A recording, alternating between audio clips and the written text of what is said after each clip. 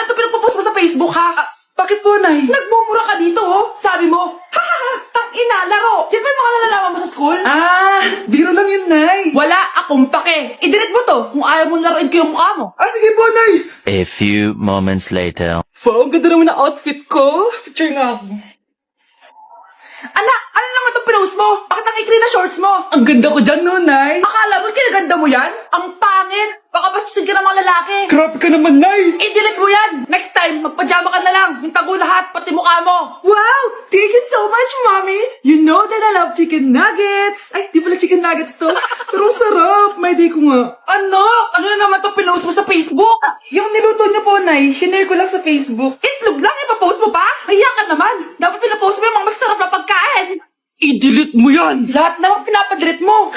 Tapos may nagko-comment pa sa post mo, sabi nila, ang pangit ko daw! Deserve. Alam mo, I-delete mo na lang yung Facebook mo. tama na! I-delete mo na! Para tumimik na yung buhay ko! Eh, kung wag ka kayo mangyalam, sigurado tatahimik buhay mo. Akin na yung phone mo! Ako na lang magdi-delete. Bakit kita i-delete kung pwede naman kitang i-block? Hindi mo na makikita yung mga post ko. Anak ko, binilan kita ng bagong cellphone. Di ba gusto mo to? Oh, thank you po, Nay. Magagamit ko po to sa school. Nay, meron din po ba ako? Anak, sa susunod ka na lang, ha? A few moments later. Wow, bagong cellphone? Ang ganda, di ba? Pwedeng patingin? Sige ate, oh. Paborito ka talaga ni nanay, no? Deserve mo naman. Salamat, ate. Deserve mo din to. Ate, ba't mo ginawa yun? Eto ang tatandaan mo. Ako ang magiging paborito ni nanay. Basag na. Aray! Nay! Oo, anong nangyayari dito?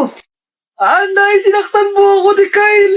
Totoo ba to, Kyle? Nay, hindi po. Pinasag niya nga po yung cellphone ko eh. Hindi po totoo yan, Nay. Sinungaling ka. Kyle, anong nangyayari sa'yo? Lumalaki na ata ulo mo. Nay, may kailangan ka marinig. Deserve mo din to. Ate, ba't mo ginawa yun? Eto ang tatandaan mo. Ako ang magiging paborito ni nanay. Nay. Lalo mo lang ako binigyan ng dahilan kung bakit hindi ikaw ang paborito kong anak. Hala, iba na section ko. Saan yung section 1? Ba't napunta ako dito? Ito na ba yung section 1? Good afternoon, everyone, especially to all of the panelists, advisors, and especially to our co-researchers who attend this virtual conversation. So, good afternoon, everyone. Namamatay ng dahil sa iyo, ma'am. Ibig sabihin po nito ay kabayanihan ng mga Pilipino na isinakripisyo ang kanilang buhay para sa kalayaan ng ating bansang Pilipinas.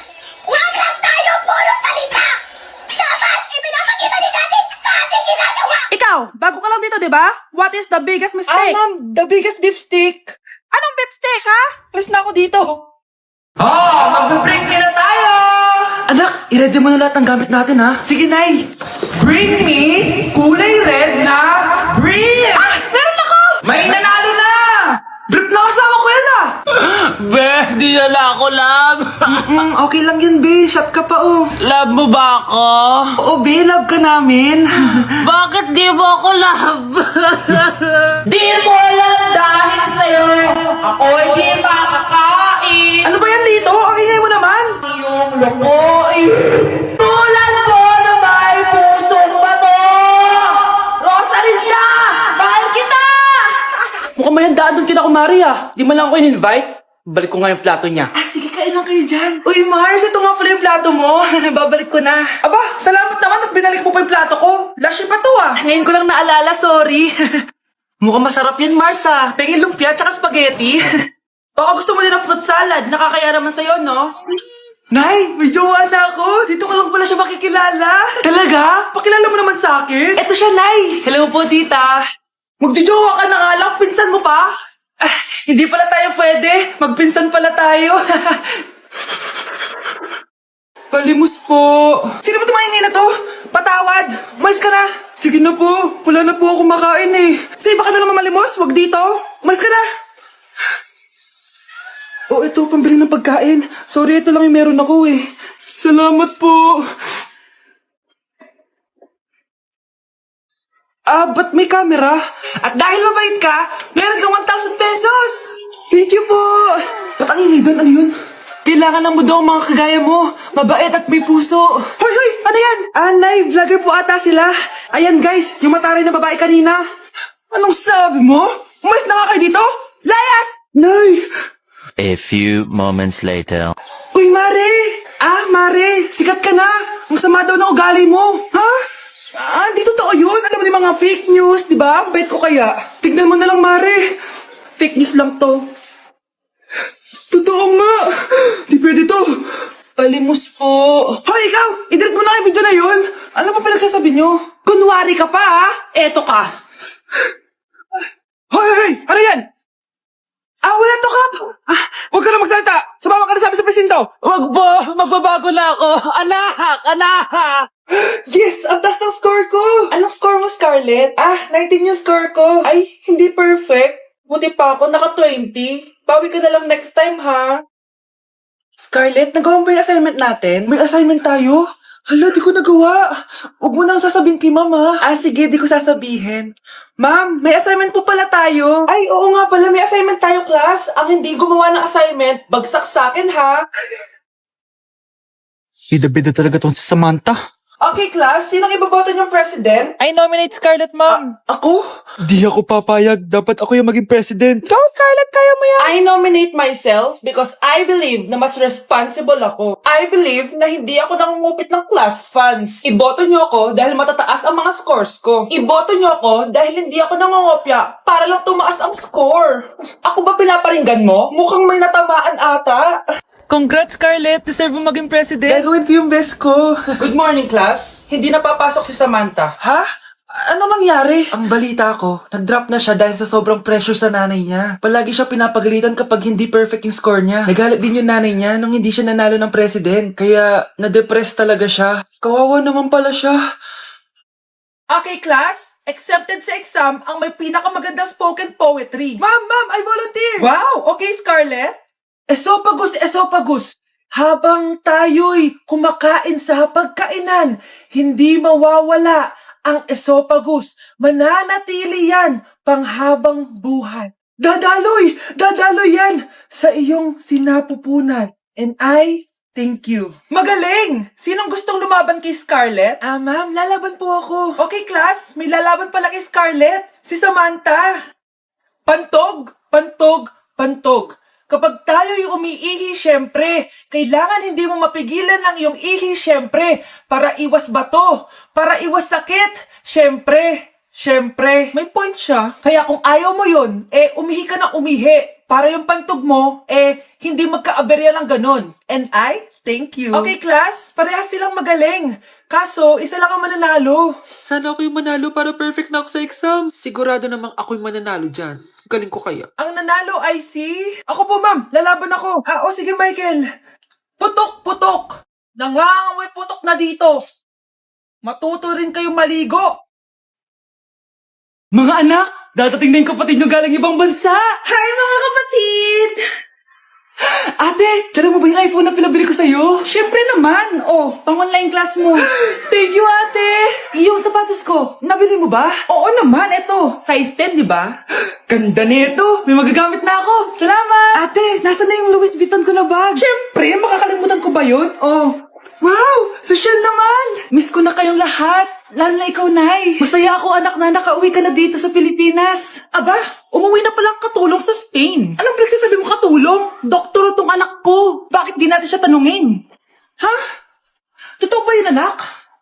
Nay. Bakit ganti naman ng iPhone? May keypad. Ha? Mali ito. Bakit na nakalagay? Abibas. Fake naman pala ang mga pasalubong. Nay, hindi naman po talaga ako doktor sa Spain. Manghihilot lang ako. Ma, I'm sorry, ma. Teka lang, parang napanood ko na to Etong Louis Vuitton, ate, saan mo binili? Sa Green Hills. Pero sabi nung nagtitinda, maganda daw yung quality niyan. Anak, kahit ano ka pa, tanggap kita. Thank you, Nay. I love you, anak. Hala, nasan sa crush ko? Hala! Di na naman gumagana tong cellphone ko. Kakainis naman. Ayan, di kasi iniingatan kaya nasisira. May kakilala akong gumagawa ng phone best. Gusto mo? Libre lang. Libre? Sige. Pwede ba? Ginagamit ko kasi ito pang school eh. Oo, best ako bahala. Bukas okay na yan. Tiwala ka sa akin. The best ka talaga. Oh, eto, ingatan mo yan na. Best! Charan! Okay na. Sabi ko naman sa'yo, gan maayos to eh. Wow, totoo nga. Naayos nga. May magagamit na naman ako. Bes, kain ka muna. Ay, wag na Bes. May gagawin pa ako sa bahay eh. Kita lang tayo bukas ha. Oh sige Bes. Thank you ulit ha. Ikaw lang talaga mapagkakatiwalaan ko. Yes, makakanood na ako ulit ng mga k-drama. Sino yung mabahong yun? Ay, ako pala. Ligo na nga ako. It's time. Selfie muna bago ligo. Ganda ko talaga. Ligo na nga ako. My favorite song. Ayoko umasan. Woo!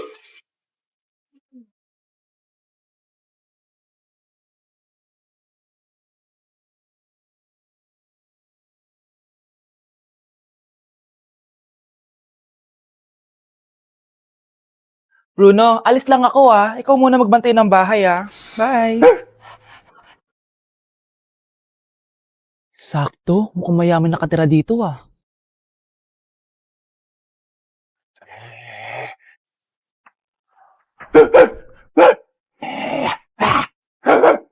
Ano ba naman tong asong to? Doon na!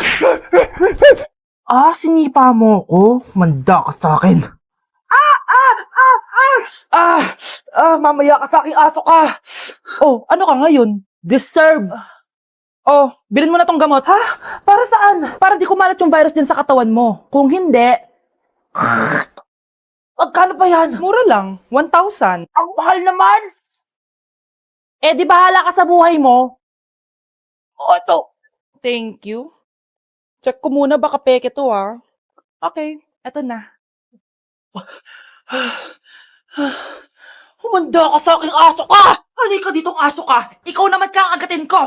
Ayan! Huliin niyo yung magnanakaw na yan! Sumama ka sa akin sa presinto!